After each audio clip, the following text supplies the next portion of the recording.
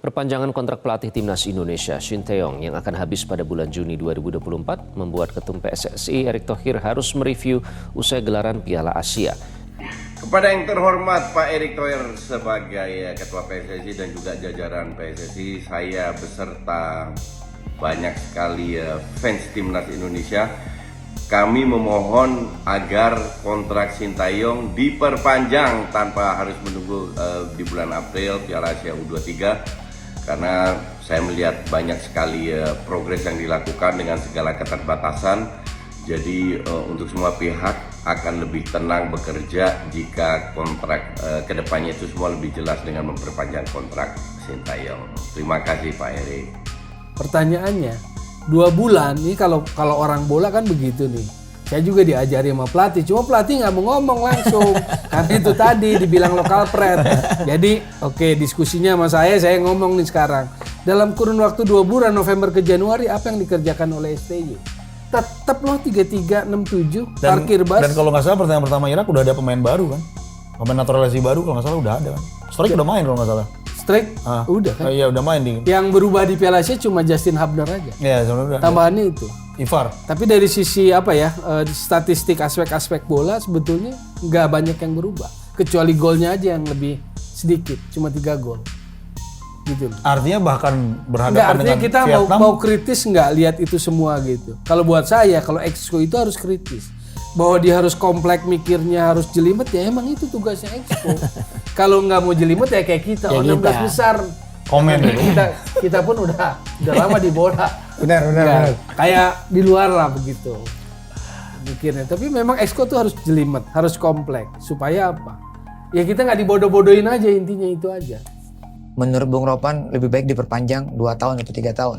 Kalau saya nggak usah tanggung-tanggung, kalau saya ya, karena kan ini untuk apa mau perpanjang mesti tunggu? Ya, dia kan sudah berhasil, bahkan STY itu sudah tiga level kan dia bisa membawa lolos ke Piala Asia. Satu U20 di Uzbekistan, sudah selesai. Ya, kemudian sekarang ada U23 terakhir dia bawa di Solo untuk lolos di Qatar juga. Itu April sampai Mei. Nah di Kuwait juga dia sudah membawa tim senior, nih, boy. Yang akan bertarung pada 12 Januari sampai 10 Februari 2024. Ya, dengan prestasi-prestasi ini kan harus jadi pertimbangan seperti dipertimbangkan oleh PSSI dalam hal ini Pak Erick Thohir lah sebagai ketua. Apalagi mesti ditunggu lagi, mesti dilihat prestasi dia, apakah dia bagus nggak di Piala Asia, kan nggak usah lah. Sudah jelas seperti ini. Banyak masyarakat, netizen ini menunggu action dari Pak Erick Thohir ini untuk apa, misalnya gitu. Kalau Pak Erick Thohir bisa bikin gebrakan, ini bagus. Perpanjang aja 3 tahun misalnya, diikat untuk perpanjang dia. Dan ini akan jauh lebih membuat STY itu tenang. Seorang pelatih kan kalau sampai saat ini ya wajar kalau dia agak galau, ya kan, posisi dia bahwa bahaya, ya agak terancam misalnya dia merasa ini. Bukan tidak mungkin kan, ketika dia gagal di Qatar dalam 2 event di senior atau di junior, kan bisa aja menjadi alasan bagi kita untuk bisa memecat dia atau menghentikan lah, dalam tanda tidak memperpanjang lah, kan bisa aja terjadi. Banyak rumor nih calon striker bagi timnas Indonesia yang merupakan pemain diaspora Indonesia, tapi ya kita harus menunggu juga kepastiannya. Dan juga Shin Tae-yong juga harus melihat atau mengamati pemain ini dari dekat. Jadi ya saya pikir gak ada salahnya juga dia keluar negeri. Seandainya ada stok striker di Liga Domestik kita, gak perlu juga keluar negeri, ya gak? Langsung aja ambil dari sini kan. Tapi kan sudah beberapa pemain dicoba. Ada Dimas Derajat, ada Deddy Sulistiawan. Ya kan, tapi sekarang kita melihat mereka sulit mencetak gol. Ramadan Sananta memang beberapa kali mencetak gol bagi timnas Indonesia U23 juga. Tapi kan banyak juga dia miss chances. Kecuali nanti lawannya adalah tim-tim lemah di kawasan ASEAN. Tapi kan yang kita inginkan ketika lawan tim-tim kuat di level ASEAN dan juga kemudian nanti di level Asia. Jadi seminim peluang itu harus dimanfaatkan untuk mencetak gol. Dan memang ada nilai plus juga bahwa banyak pemain dari second line dari Indonesia yang bisa mencetak gol. Tapi intinya harus punya striker yang produktif, harus punya killer striker. Nah kita sejauh ini belum punya.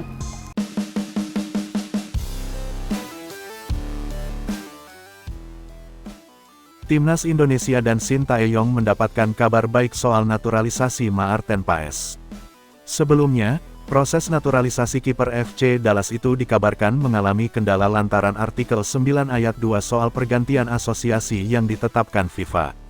Dalam artikel itu berbunyi, seseorang bisa berganti tim nasional jika berusia di bawah 21 tahun saat terakhir kali membela sang tim nasional pertama, baik di level junior maupun senior, dalam pertandingan resmi. Selain itu, sang pemain juga wajib lebih dari 3 tahun tidak membela sang tim nasional, plus tidak mempunyai caps lebih dari 3 kali. Masalahnya, ketika memperkuat timnas Belanda U21 di kualifikasi Piala Eropa U21 2021 pada tanggal 15 November tahun 2020, usia Maarten Paes adalah 22 tahun, atau melebihi batas usia yang ditentukan FIFA. Akan tetapi ada kabar baik. Anggota Exco PSSI periode tahun 2019 sampai tahun 2023 Hassani Abdul Ghani menyebut ada celah untuk melanjutkan naturalisasi Maarten Paes. Menurutnya, ada peraturan yang dapat dimanfaatkan, khususnya soal negara yang tidak mengenal dui kewarganegaraan seperti Indonesia. Benarkah Maarten Paes tidak eligible menjadi pemain timnas Indonesia? Kalau berdasar kepada artikel 9 ayat 2, benar Maarten tidak eligible karena pernah bermain untuk timnas Belanda U21 setelah September tahun 2020, tulis Hassani di Instagramnya. Batas waktu aturan soal persyaratan usia diberlakukan. Maarten terakhir membela Belanda vs Belarus, tanggal 15 November tahun 2020, sambungnya Hassani Abdul Ghani. Hassani yang sebelumnya mengurusi proses naturalisasi di era Muhammad Iriawan ini mengungkapkan masih ada peluang, jika PSSI jeli melihat aturan, khususnya uraian di artikel 9 FIFA. Namun kalau belajar dari kasus Jordi Amat yang juga pernah bermain di timnas U21 Spanyol, ada kemiripan. Bedanya Jordi membela Spanyol hanya beberapa minggu sebelum dateline September tahun 2020. Tapi ada ayat lain di pasal 9 tersebut yang menyatakan pengecualian bagi mereka yang peraturan negaranya tidak mengenal dual citizen, kata Hassani. Oleh karenanya menurut saya Maarten masih punya kesempatan kalau Federasi Legal Team jeli melihat aturan, khususnya uraian di artikel 9 FIFA TSB. Good luck, ucapnya. Berita selanjutnya. Caleg DPRD 2024 ini dukung kontrak Shin Tae-yong di Timnas Indonesia diperpanjang. Shin Tae-yong mendapatkan dukungan agar kontraknya bersama Timnas Indonesia diperpanjang. Salah satunya datang dari Caleg DPRD Kota Jayapura Daerah Pemilihan, Dapil 4 untuk wilayah Abepura, Bio Paulin. Kontrak Shin Tae-yong hangat diperbincangkan akhir-akhir ini karena sang pelatih bakal habis kerjasamanya dengan PSSI pada Juni tahun 2024. Meski begitu, perpanjangan kontrak masih menunggu ajang Piala Asia U23 2024 yang disebutkan bisa menentukan masa depan pelatih asal Korea Selatan ini. Terkait hal itu, Bio Paulin ikut buka suara ketika ditanya oleh Tommy Deski soal Shin Tae-yong. Kalau Coach Shin Tae-yong aku pernah jawab pertanyaan ini waktu saya lagi lisensi A di Jakarta. Saya pikir Shin Tae-yong sama dengan pelatih lain kalau diberi waktu untuk kerja pasti akan bisa, tapi kalau waktu pendek susah, ucap Bio Paulin dikutip dari TikTok Tommy Deski. Apalagi kan ada pemain baru setiap saat harus tahu ide STY, supaya mereka padu sama dulu, kita mau tetapkan strategi apa, imbuhnya. Maka dari itu, mantan pemain Persipura Jayapura ini menegaskan kontrak Shin Tae-yong harus diperpanjang. Jadi saya pikir, diperpanjang kontrak STY. Setelah itu, semua bisa melihat ada perubahan setiap hari kan. Jadi ya itu namanya pelatih. Kadang kita semua pelatih ini kalau dikasih waktu jangka pendek tidak ini, bisa, jelas Bio Paulin. Adapun Bio Paulin sendiri menjadi sorotan karena ia calon anggota legislatif, Caleg Pemilu 2024. Pria yang kini berusia 39 tahun tersebut maju sebagai caleg untuk pemilihan anggota DPRD Kota Jayapura, Daerah Pemilihan, Dapil 4 untuk wilayah Abepura. Majunya Bio Paulin sebagai caleg pun menjadi perbincangan hangat bukan karena dirinya berstatus mantan pesepak bola saja, melainkan juga sebagai pemain naturalisasi. Jelang bentrokan di kualifikasi Piala Dunia 2026, pengakuan jujur dilontarkan salah satu media Vietnam untuk timnas Indonesia saat ini. Media Vietnam mengakui mental baja yang kini dimiliki para pemain timnas Indonesia semenjak berada di tangan Shin Tae-yong. Timnas Indonesia dinilai sudah mengalami kemajuan bersama Shin Tae-yong hingga membuat Vietnam merana di Piala Asia 2023. Pengakuan ini dilontarkan jelang pertemuan Vietnam melawan Timnas Indonesia dalam lanjutan kualifikasi Piala Dunia 2026. Mau tidak mau, bisa tidak bisa Philippe Troussier dipaksa membawa Vietnam memetik kemenangan dalam pertemuan tersebut. Duel Vietnam melawan timnas Indonesia dalam lanjutan kualifikasi Piala Dunia 2026 digelar pada 21 dan tanggal 26 Maret tahun 2024. Pertandingan leg pertama digelar di Jakarta, tepatnya di Stadion Utama Gelora Bung Karno SUGBK, Jakarta, dan leg kedua di Stadion Maidin, Hanoi. Kekalahan di Piala Asia 2023 sangat mencoreng wajah sepak bola Vietnam. Hasrat menggebu ditunjukkan agar The Golden Stars membekuk skuad Garuda.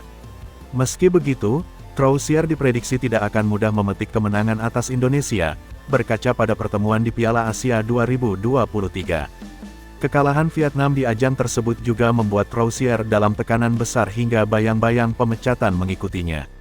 Diakui Soha.vn, jika Crozier gagal memberi kemenangan dalam 2 pertandingan melawan Indonesia, maka sosoknya terancam dipecat dari posisi pelatih. 2 konfrontasi dengan lawan asal negeri ribuan pulau itu merupakan laga yang harus dimenangkan oleh tim Vietnam, tulis Soha.vn. Indonesia bukan lagi lawan yang mudah diintimidasi saat menghadapi tim Vietnam, mereka sudah mengalami kemajuan. Sedangkan tim Vietnam sedang dalam masa sulit di bawah asuhan pelatih Crozier. Kalah dari Indonesia di Piala Asia 2023 jadi sinyal peringatan. Kesulitan untuk 2 pertandingan Maret mendatang. Kegagalan itu pun menyebabkan Crozier menghadapi banyak tekanan. Bahkan jika tim Vietnam tidak bisa melunasi utangnya kepada Indonesia di kualifikasi Piala Dunia 2026. Pelatih asal Prancis itu berisiko tidak bisa mempertahankan posisinya, imbuh mereka. Kondisi ini mengingatkan kembali saat timnas Indonesia membuat Crozier dipecat dari jabatannya sebagai pelatih Qatar di Piala Asia 2004. Sementara rekor Crozier melawan timnas Indonesia sebagai pelatih Vietnam juga belum berada di level terbaik.